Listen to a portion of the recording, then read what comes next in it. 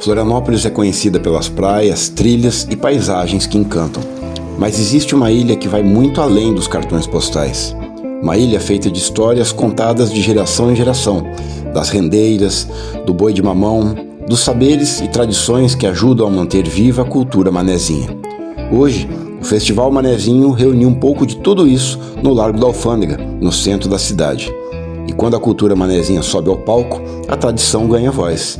Com vocês, o menestrel da ilha, Valdir Agostinho. Quero você na minha obrigado, minha sereia manezinha, onde ficar na minha linha, enquanto isso eu vou cantando o reggae da prainha, que ela gosta muito.